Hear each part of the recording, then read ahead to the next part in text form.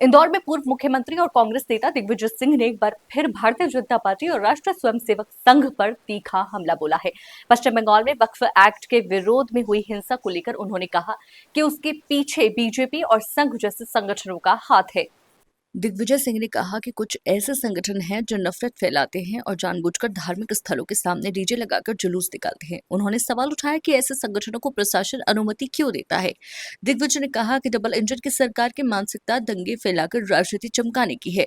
उन्होंने आरोप लगाया कि बीजेपी ने कभी डॉक्टर अम्बेडकर के विचारों को नहीं अपनाया, संविधान का विरोध किया, तिरंगा जलाया, दलितों की जमीन दबंगों ने छीनी और बीजेपी चुप रही। उन्होंने कन्हैया कुमार के खिलाफ देशद्रोह के केस पर भी प्रतिक्रिया दी और कहा कि जो भी बीजेपी और संघ के खिलाफ बोलता है उसे देशद्रोही बताया जाता है। दिग्विजय सिंह ने कहा कि बजरंग दल और विश्व हिंदू परिषद के कुछ नेता आईएसआई के लिए जासूसी करते पाए गए थे और उन्हें जमानत मिल गई, लेकिन सरकार ने सुप्रीम कोर्ट में अपील नहीं की। उन्होंने पूछा कि देशद्रोह का केस कन्हैया पर तो हुआ, इन पर क्यों नहीं।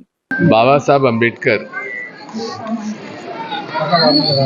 के संविधान पर अनेक प्रकार से प्रहार किए जा रहे हैं।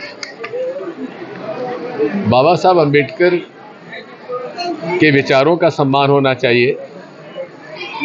बाबा साहब अम्बेडकर ने जो दलित, वंचित, अनुसूचित जाति, जनजाति तथा अल्पसंख्यक समुदाय और सभी गरीबों के लिए जो संविधान में प्रावधान रखा, उसके साथ अन्याय किया जा रहा है। अनुसूचित जाति, जनजाति के लिए पहले केंद्र के बजट में अलग से प्रावधान होता था, आज वो समाप्त कर दिया गया।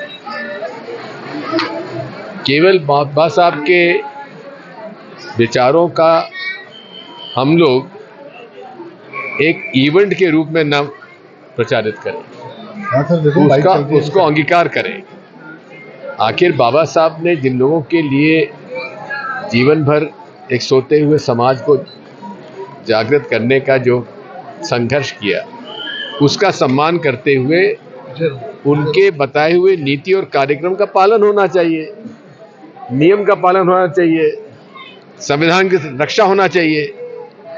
अब इसमें मैं राजनीति नहीं डालना चाहता, लेकिन इतना ही कहूँगा कि सभी मेरे जो राजनीतिक मित्र हैं, हमारे राजनीति में हैं, बाबा साहब अम्बेडकर को केवल एक माला पहनाने से या गांधी जी को उनका चश्मा पहनाने से हम लोग देश में महात्मा गांधी और बाबा साहब अम्बेडकर का जो एक आदर्श था, गरीबों और वंचितों को ऊपर उठाना, छुआछूत मिटाना, ये सब आज भी हो रहा है।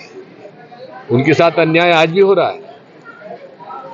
आवंटित जो गरीबों को आवास और खेती के लिए जमीनें आवंटित की गई,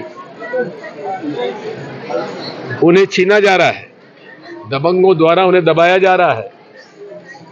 अनुसूचित जाति, जनजाति का आरक्षण का पूरा लाभ नहीं मिल पा रहा है, आउटसोर्सिंग के माध्यम से, कॉन्ट्रैक्ट अपॉइंटमेंट का। ये पूरी सारी बातों पर हमें ध्यान देने की आवश्यकता है।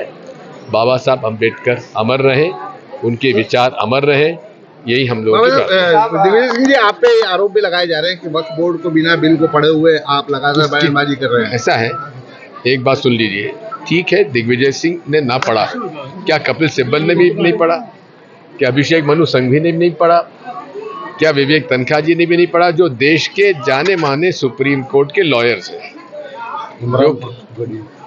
जो कि जिन्होंने की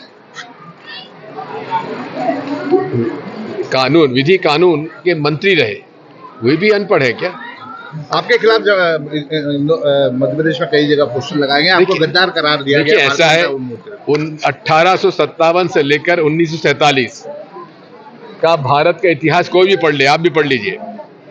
पहली आज़ादी की लड़ाई 1857 में लड़ी गई ब्रिटिश हुकूमत के खिलाफ, और उसके बाद ब्रिटिश हुकूमत के खिलाफ जन आंदोलन, सत्याग्रह आंदोलन, महात्मा गांधी जी ने इस देश में क्रांति की और उन्हें मजबूर कर दिया इस देश से उनको